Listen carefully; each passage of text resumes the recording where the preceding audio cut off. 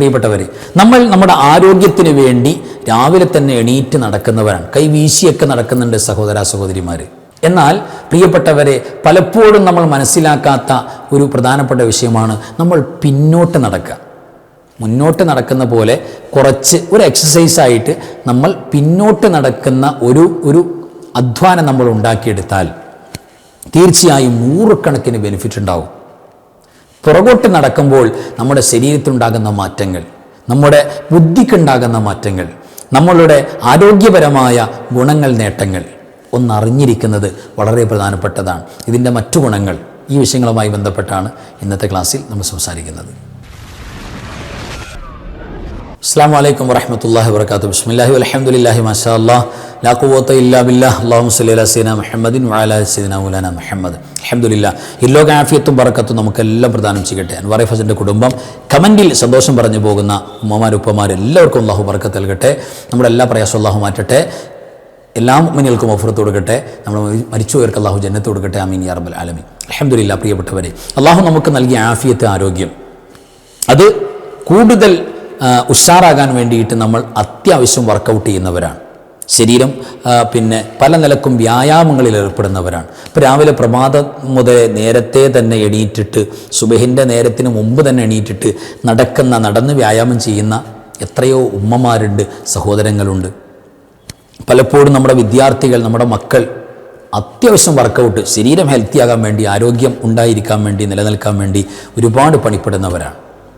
അതിൽ ഏറ്റവും പ്രധാനപ്പെട്ടതാണ് നമ്മളുടെ ഒരു പ്രധാനപ്പെട്ട എക്സസൈസാണ് നടക്കുക എന്ന് പറയുന്നത്.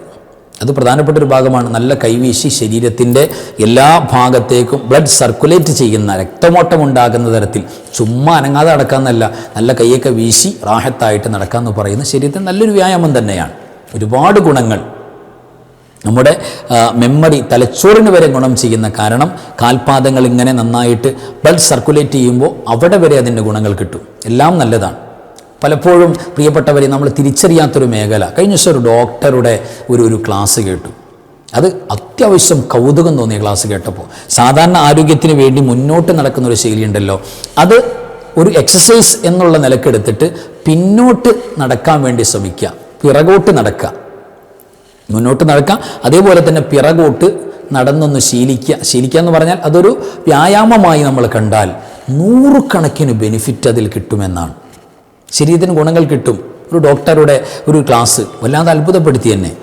അവർ അതിനകത്ത് പറയുന്നത്, ഈ മോഡേൺ സയൻസിൻ്റെയും അതേപോലെ തന്നെ ആയുർവേദത്തിൻ്റെയും കണ്ണുകളിലൂടെ നമ്മൾ നോക്കിയാൽ ഒരുപാട് ബെനിഫിറ്റ് ഇതിനുണ്ടെന്നാണ്. ചുമ്മാ എന്തെങ്കിലും ഊഹാഭോഗം പറയല്ല ഡോക്ടർ.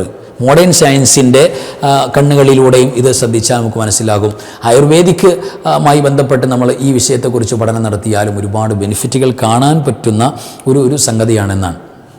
അതിലവർ പറയുന്നത്, പിറകോട്ട് നടക്കുന്ന ഒരു വ്യായാമം, ആ വ്യായാമം തീർച്ചയായിട്ടും ബ്രെയിൻ ആക്റ്റീവ് ആകാൻ, ഒന്നാമത്തെ first one benefit brain active ആകാൻ ഒരു കാരണമാകും.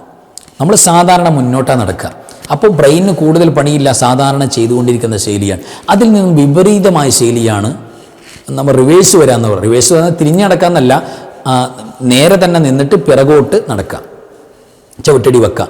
അപ്പോൾ സാധാരണഗതിയിൽ ബ്രെയിനിന് പരിചയമില്ലാത്തൊരു കാര്യമായതുകൊണ്ട് ബ്രെയിൻ ഒന്ന് ആക്റ്റീവ് ആകാൻ കാരണമാകും.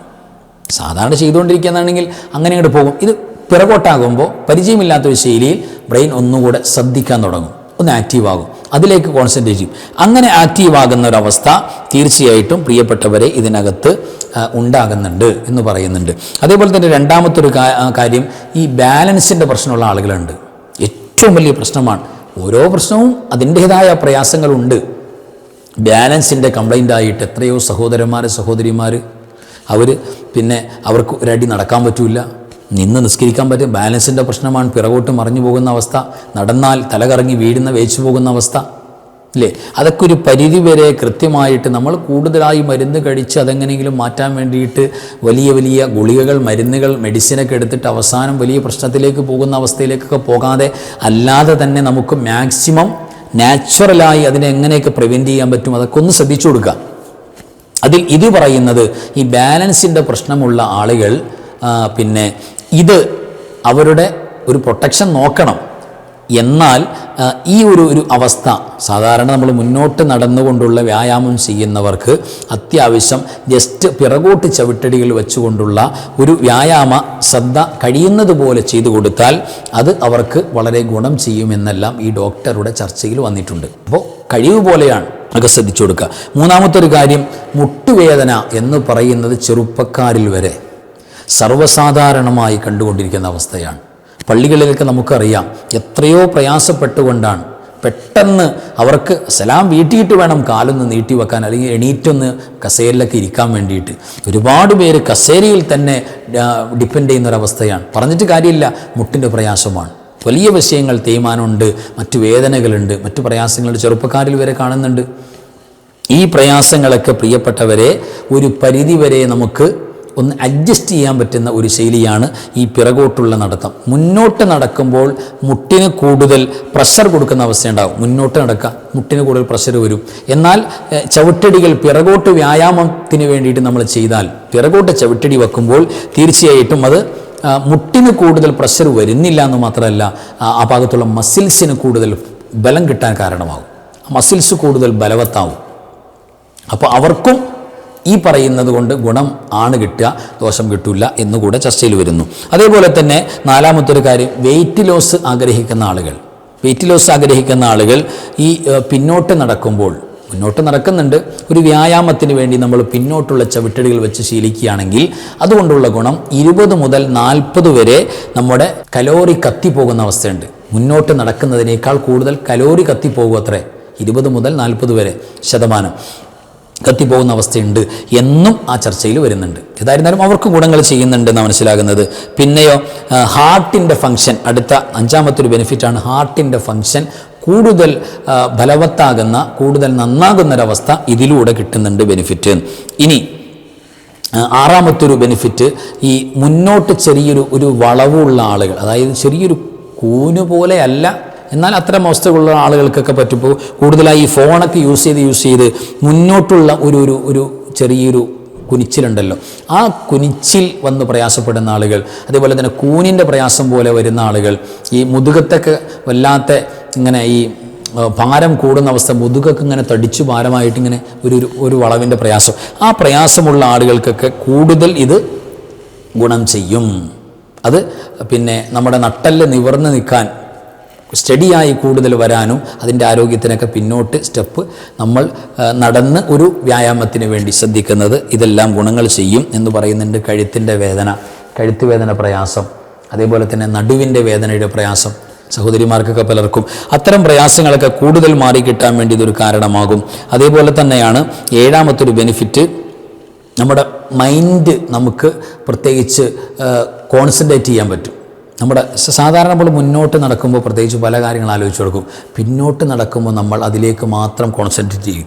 പഠിച്ചവനെ എവിടെയെങ്കിലും തട്ടി വീഴുമോ, കുഴപ്പമുണ്ടാവുമോ, ഒന്ന് ശ്രദ്ധിക്കണമല്ലോ അല്ലേ, ഒരു ശ്രദ്ധയുണ്ടാകും. അപ്പോൾ നമ്മുടെ മൈൻഡ് അങ്ങോട്ട് മാത്രം കോൺസെൻട്രേറ്റ് ചെയ്യുന്ന അവസ്ഥ നമുക്ക്, അപ്പോൾ ഒരു ഭാഗത്തേക്ക് തന്നെ മൈൻഡ് കോൺസെൻട്രേറ്റ് ചെയ്യാനുള്ള ഒരു അവസ്ഥയൊക്കെ അതിലൂടെയൊക്കെ കയറി വരുന്നുണ്ടാകും. ഏതായിരുന്നാലും ഈ പിറകോട്ട് നടന്ന് വ്യായാമം ചെയ്യുമ്പോൾ നമ്മൾ ശ്രദ്ധിച്ചിരിക്കേണ്ടത്, പൊതു നിരത്തിൽ പോയി റോട്ടിൽ പോയിട്ട് പിന്നോട്ട് കിടക്കുന്ന അവസ്ഥയുണ്ടായിരുന്നാൽ അവസാനം ആരോഗ്യമല്ല, ആളെ തന്നെ കിട്ടാതെയാവും, പല അപകടങ്ങളും സംഭവിക്കും. അപ്പോൾ ഒരു ഓപ്പൺ സ്പേസിലാണ് ഏറ്റവും നല്ലത്. നമ്മുടെ വീടിൻ്റെ വിശാലമായ മുറ്റത്തോ മറ്റു പുറയിൽ തടസ്സങ്ങളൊന്നുമില്ലാത്ത ഗ്രൗണ്ടിലോ, അതൊക്കെ നമുക്ക് അങ്ങനെയുള്ള സ്ഥലങ്ങളിൽ നമുക്ക് പ്രിയപ്പെട്ടവരെ ഈ ഒരു വർക്കൗട്ട് ചെയ്യാം. കുറച്ച് പിന്നിലോട്ട് ചവിട്ടടികൾ വെച്ചിട്ട് നടന്നു നോക്കുക. പുറകിൽ കുഴപ്പമൊന്നുമില്ല, ഉഷാറായിട്ടുള്ള സ്ഥലങ്ങളാണെങ്കിൽ കുഴപ്പമില്ല, അത് ശ്രദ്ധിച്ചു കൊടുക്കുക. അതേപോലെ തന്നെ പിന്നെ പ്രായമായവരാണെങ്കിൽ ഒരാളെ കൂടെ നിർത്തുക, ഒരാളുടെ നോട്ടത്തിലാകുക, നമ്മൾ ഒറ്റക്കാകണ്ട, വീഴുന്ന പ്രയാസങ്ങളില്ലാതെ. അപ്പോൾ അങ്ങനെയുള്ള ഒരു എക്സസൈസ് കൂടെ നമ്മുടെ നടത്തത്തിലൊന്ന് ചേർത്തി കൊടുത്താൽ ഇത്രയും ഒരുപാട് ഗുണങ്ങൾ കിട്ടുമെന്നാണ്. ഏതായിരുന്നാലും ആരോഗ്യം എങ്ങനെയെല്ലാം നമുക്ക് ഹെൽത്ത് വീണ്ടെടുക്കാൻ പറ്റും അങ്ങനെയെല്ലാം വീണ്ടെടുക്കണം. ആരോഗ്യം നമുക്ക് പ്രധാനമാണ്. നിസ്കരിക്കാനും നോമ്പുടിക്കാനും കുടുംബത്തെ പോറ്റാനും എല്ലാം ആരോഗ്യമാണ്. നമ്മുടെ കുടുംബത്തിൽ സന്തോഷം ആരോഗ്യത്തിൻ്റെയാണ്. വാപ്പാക്ക് രോഗമാണ്, മക്കൾക്ക് രോഗമാണ്, ഉമ്മയ്ക്ക് രോഗമാണ്, ആ കുടുംബത്തിൻ്റെ സന്തോഷം മുഴുവൻ കിട്ടുപോയി. എന്തുണ്ടായിട്ടും കാര്യമില്ല, കുറച്ചേ ഉള്ളൂ, കഞ്ഞിവെള്ളമുള്ളൂ, പക്ഷെ ആർക്കും അസുഖവും പ്രശ്നങ്ങളൊന്നുമില്ല. അതാ ഏറ്റവും വലിയ സന്തോഷം, അതാണ്. അപ്പോൾ തീർച്ചയായിട്ടും ശ്രദ്ധിച്ചു കൊടുക്കുക. അള്ളാഹു നമ്മുടെ ആരോഗ്യത്തിലും ആഫിയത്തിലും ഇരുലോക ജീവിതത്തിൽ മുഴുവൻ അള്ളാഹു ആഫിയത്തും ബറക്കത്തും പ്രദാനം ചെയ്യട്ടെ. ആമീൻ യാ റബ്ബൽ ആലമീൻ. വആഖിറു കലാമി അൽഹംദുലില്ലാഹ്. അസ്സലാമു അലൈക്കും വറഹ്മത്തുള്ളാഹി വബറകാതുഹു. بسم الله ما شاء الله لا قوة إلا بالله ما شاء الله كل نعمة من الله ما شاء الله الخير كله بيد الله ما شاء الله لا يصرف السوء إلا الله بسم الله ما شاء الله لا قوة إلا بالله ما شاء الله كل نعمة من الله ما شاء الله الخير كله بيد الله ما شاء الله لا يصرف السوء إلا الله